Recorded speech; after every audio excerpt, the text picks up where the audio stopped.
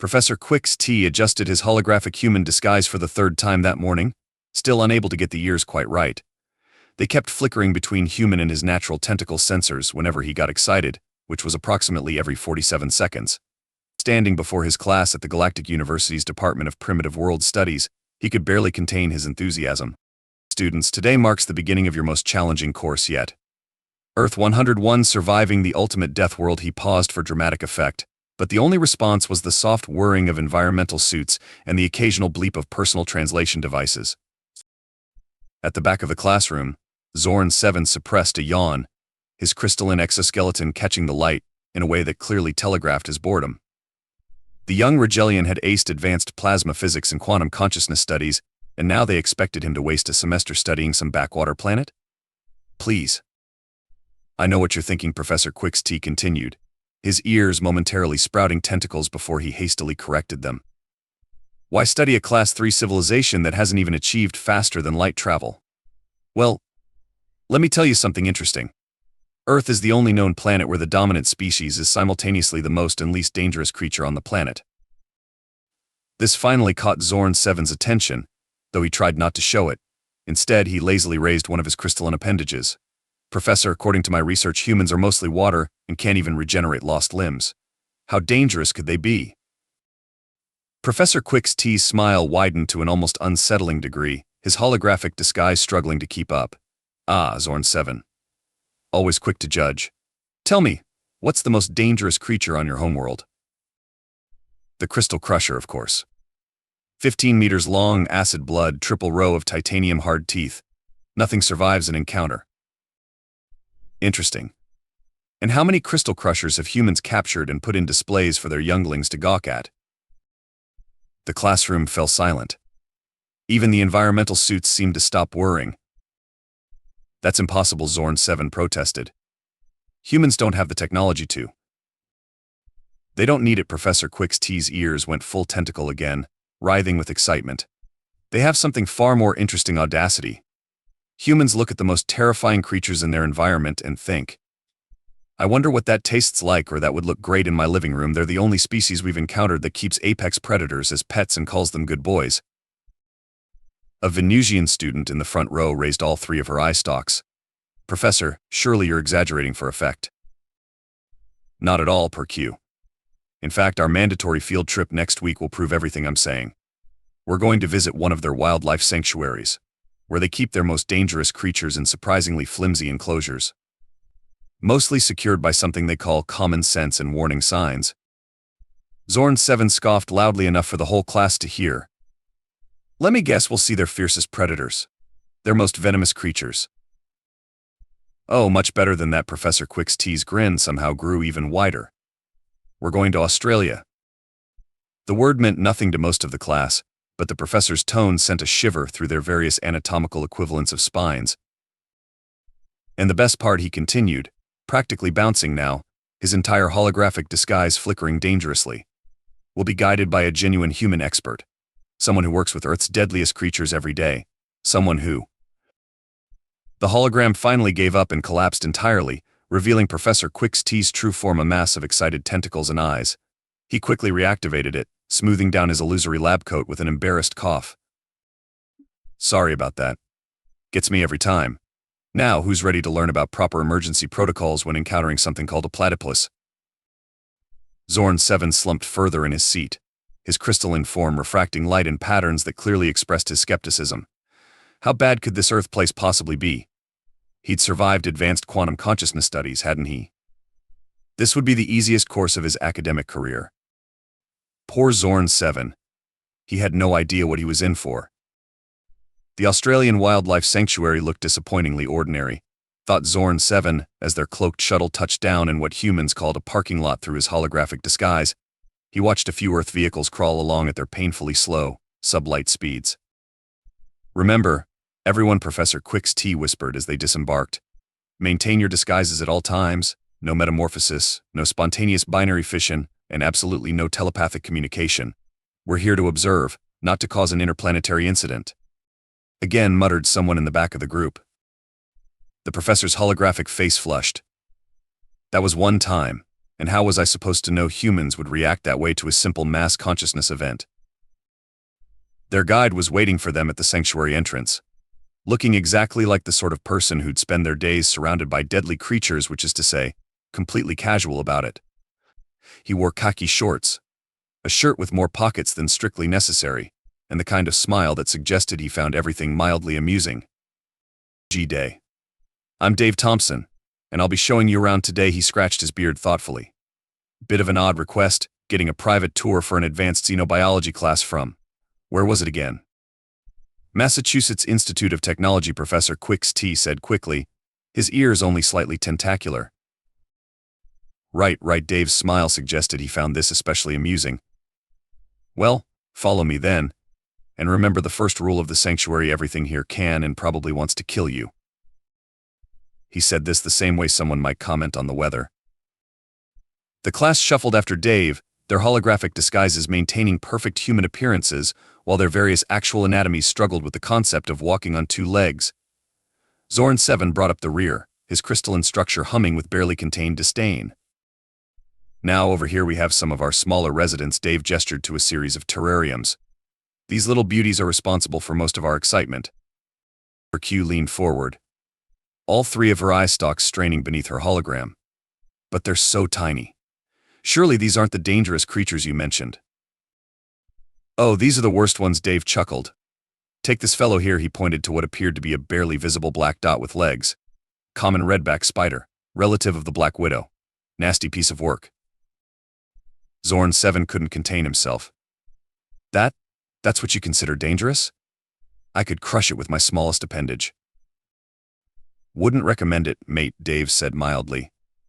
They tend to object to that sort of thing. Violently. The class continued past displays of snakes. This one's only the second most venomous in the world. Spiders, this little guy can kill you before you realize you've been bitten. And something called a platypus looks cute, but the males have venomous spurs. Because why not, right? With each exhibit, Zorn 7's crystalline humming grew louder. Finally, he could take it no more. This is absurd. Professor, I must protest. We are an advanced civilization. My species can withstand the vacuum of space. Are we really supposed to believe these tiny organisms are a threat? Dave raised an eyebrow. Sounds like someone needs a practical demonstration. Absolutely not. Professor Quix-T's entire hologram flickered in alarm. As your instructor, I forbid. But Zorn 7 was already stepping forward, his crystalline form vibrating with confidence beneath his human disguise. Yes, a demonstration. Let's see how your deadliest creatures fare against advanced alien biology. Did he just say alien? Dave asked, still smiling. He's very committed to roleplay, Professor Quix-T said weakly. Part of our advanced xenobiology methodology. Of course he is. Dave's smile grew wider. Well then, let's start with something small. How about our friend the Redback? The class watched in horror as their guide reached for the terrarium. Per Q's hologram briefly displayed all three of her eye stalks in panic. Professor Quix-T's ears had given up any pretense of humanity and were now fully tentacular. And Zorn 7, poor, overconfident Zorn 7, stood ready to prove once and for all that Earth's creatures were nothing compared to advanced alien life. He had no idea he was about to become a cautionary tale in Galactic University's curriculum for the next 1,000 years. Before we proceed with this demonstration, Dave said, his eternal smile taking on a slightly concerning edge, I should probably mention that redback bites are considered a medical emergency for humans. Zorn 7's crystalline structure pulsed with smug confidence. My exoskeleton can withstand temperatures hot enough to melt your primitive metals. What harm could this speck possibly do? Professor Quix-T's tentacle ears were now writhing in such distress that his hologram had given up trying to hide them. As your instructor, I must insist that I document this thoroughly for future classes. Zorn 7 interrupted. An excellent suggestion, Professor. The rest of the class had backed away to what they hoped was a safe distance, their holographic disguises clustering together, while their actual bodies tried to occupy as little three-dimensional space as possible. Her Q had retracted 2 of her eye stalks entirely, preferring not to witness what was about to happen in full detail. Dave carefully opened the terrarium, handling the tools with practiced ease. Last chance to reconsider, mate. No shame in respecting something just because it's smaller than you. Respect? It's barely visible. On my world, we keep creatures like this as decorative lighting. Zorn 7 stretched out one holographically disguised arm, beneath which his crystalline appendage glittered with arrogant superiority. Suit yourself, Dave shrugged, then deftly transferred the tiny spider onto a clear observation plate. Though I should mention, Redbacks particularly dislike shiny, reflective surfaces. Tends to make them a bit defensive. Defensive? What could it possibly? Zorn 7's question cut off abruptly as the spider, apparently taking personal offense at his crystalline structure's light show, decided to express its feelings on the matter. There was a moment of perfect silence.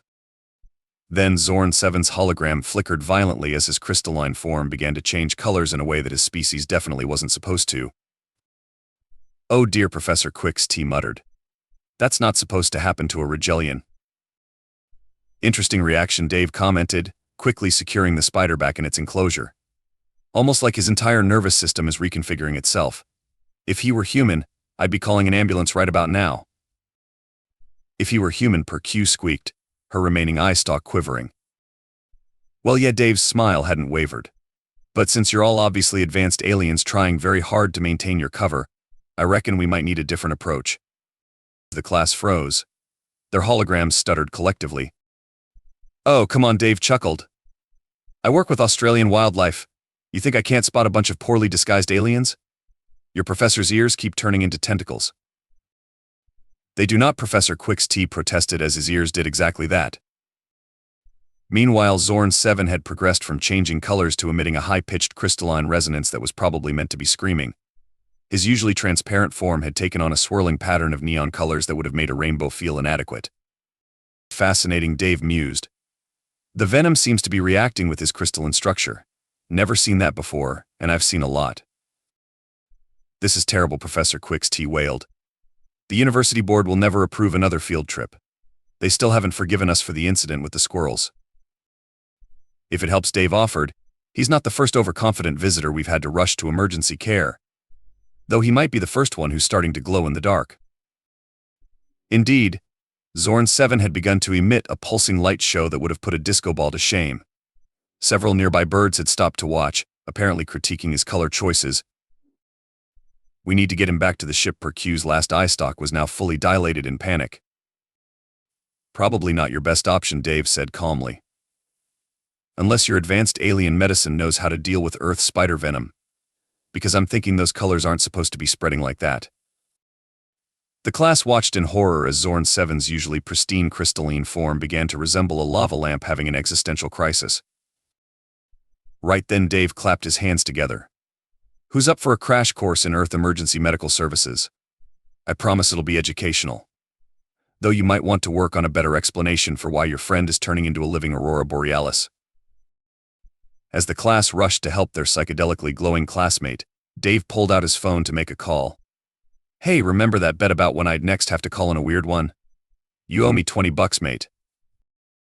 Just another day at an Australian wildlife sanctuary, really. Emergency protocols for alien spider bites, as it turned out, were surprisingly absent from both the Galactic University Handbook and Earth's medical literature. This oversight was becoming increasingly problematic as Zorn 7's crystalline structure continued its impromptu light show in the sanctuary's first aid room. According to the standard first aid manual, Dave said, flipping through pages with remarkable calm, "We should keep the patient still and calm, though it doesn't specify what to do if the patient is cycling through colors that shouldn't exist in this dimension."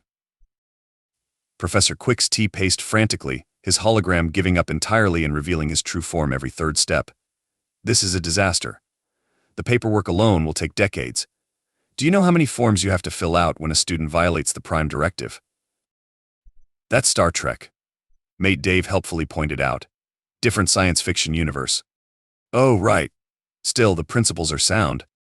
Q, who had finally re-extended all three eye stalks, was attempting to scan Zorn 7 with various alien medical devices, all of which were giving readings that consisted mainly of error messages and the occasional confused beep.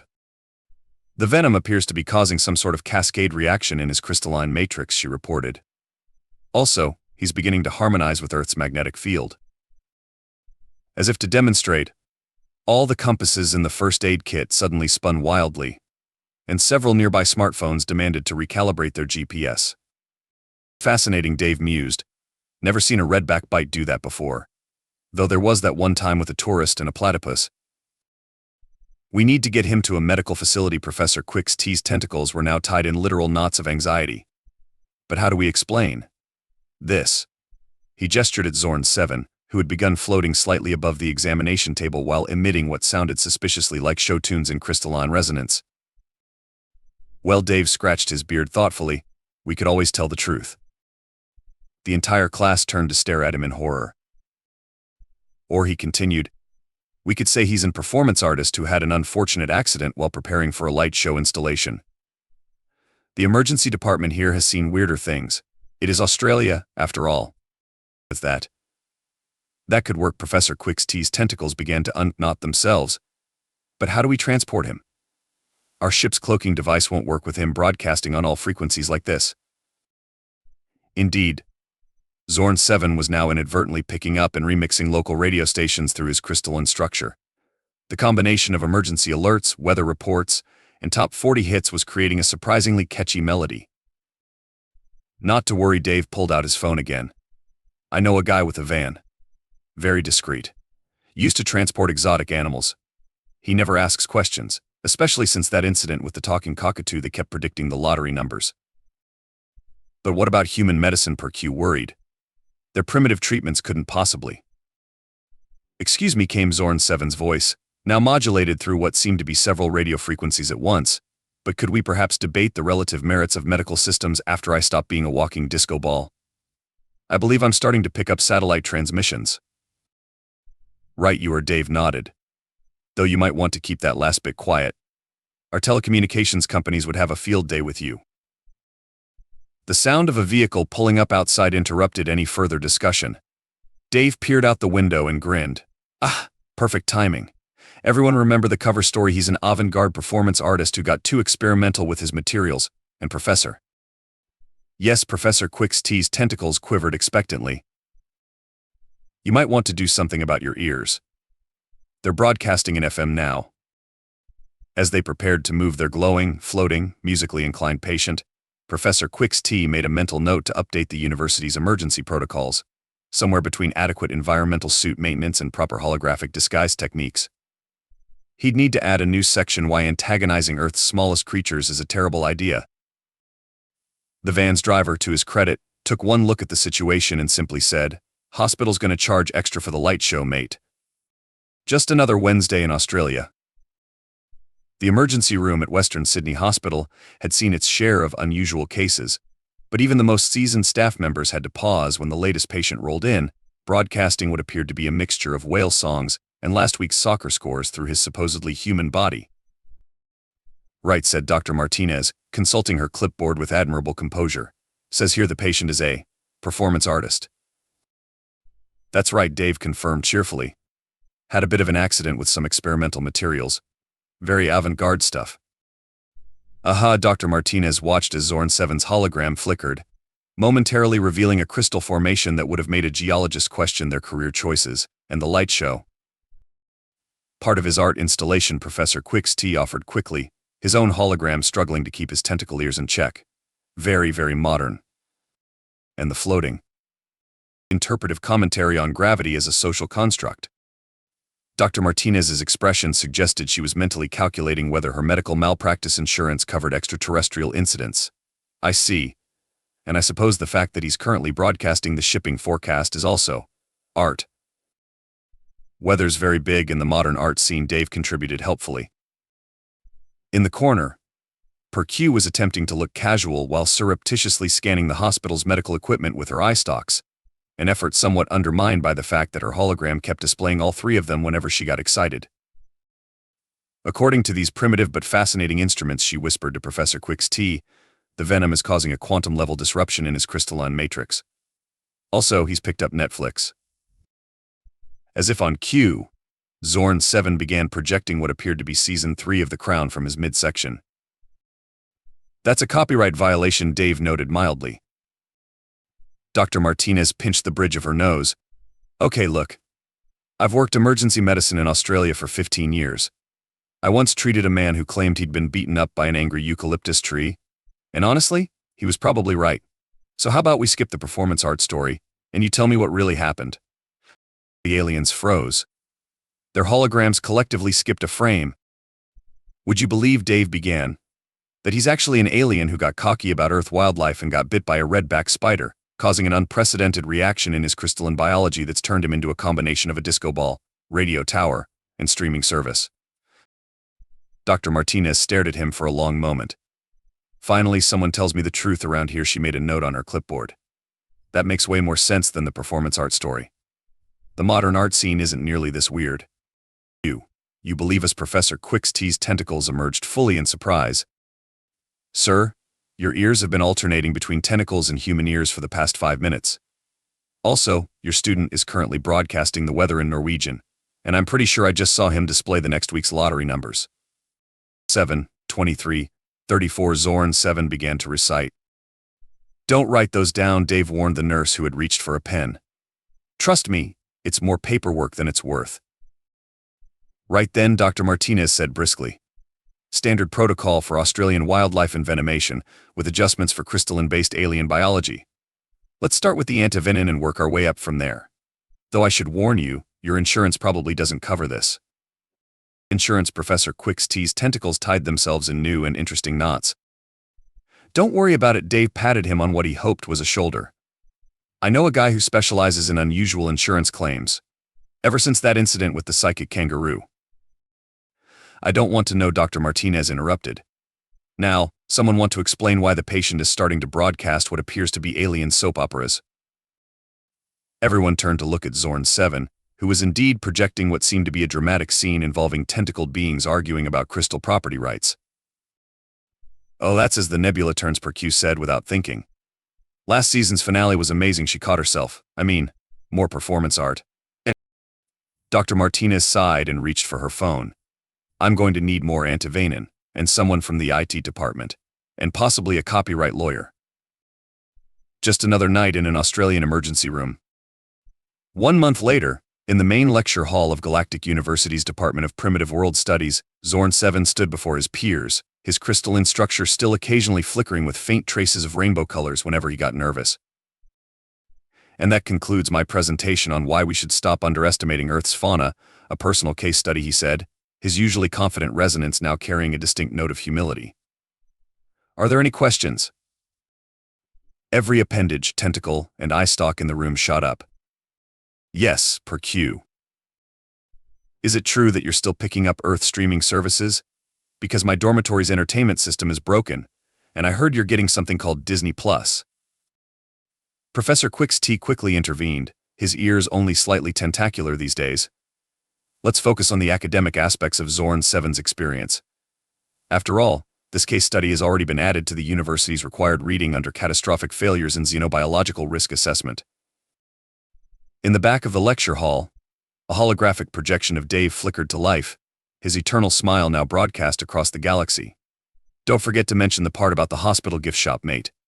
Never seen someone pay their medical bill and accidentally predicted lottery numbers before." "Yes, well, Zorn 7's crystal structure briefly displayed a test pattern. I think we can skip that part. The important lesson here is that size is not proportional to danger when it comes to Earth species. In fact, my research suggests an inverse relationship." "Tell them about the gift shop incident," someone shouted from the back.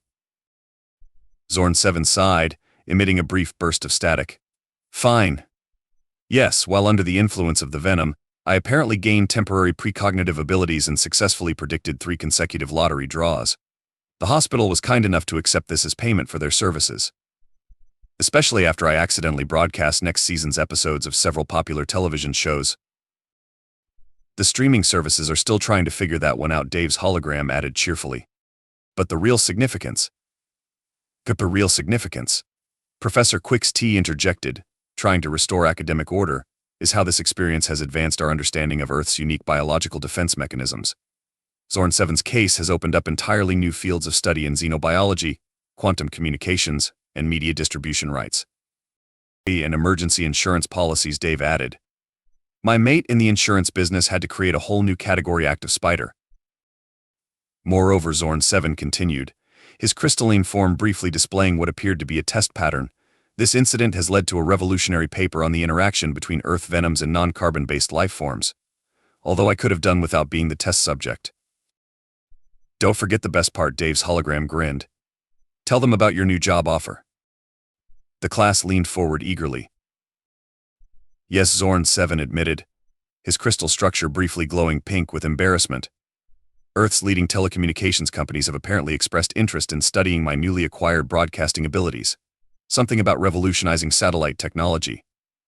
And Dave prompted. And several streaming services have offered me contracts to act as a mobile broadcasting station for underserved areas. He paused. Though we're still negotiating the rights to the quantum entangled entertainment packages I accidentally created during the fever dream phase. Professor Quix-T's tentacle ears wiggled with pride. This is exactly the kind of practical education our primitive world studies program aims to provide, though perhaps with fewer violations of international broadcasting rights in the future. Speaking of broadcasting, per Q raised an eye stalk. Is it true that you can still pick up something called cat videos from Earth's information network? Before Zorn 7 could answer, Dave's hologram cut in. Actually, that reminds me, wait until you hear about what happened when we tried to explain Earth's internet cat obsession to the Galactic Copyright Office. But that, Professor Quix-T said firmly, is a lesson for another day. For now, let's focus on the primary takeaway from Zorn 7's experience on Earth. Everything can kill you, especially the things that don't look dangerous. And sometimes, if you're very lucky, they'll only turn you into a walking telecommunications satellite with an unexpected talent for lottery predictions. And remember, Dave's hologram added with his trademark grin, this all happened because of our smallest spider. Wait until I tell you about the big ones. The entire class involuntarily shifted their various appendages away from him, while Zorn 7's crystal structure briefly displayed the international symbol for thank you, but absolutely not. In the end, Zorn 7's presentation received the highest marks in the department's history, was published in 17 intergalactic journals, and became required reading for all future xenobiology students. It also spawned a highly successful streaming series, but that's a story for another day. As for Dave, he's still giving tours at the wildlife sanctuary, telling visitors about the time an alien got cocky with a redback spider. Most people think he's joking. Most people don't notice that some of his regular visitors seem to flicker oddly in photographs, or that the sanctuary's Wi-Fi has become mysteriously excellent since that day. Just another perfectly normal outcome of an encounter with Australian wildlife.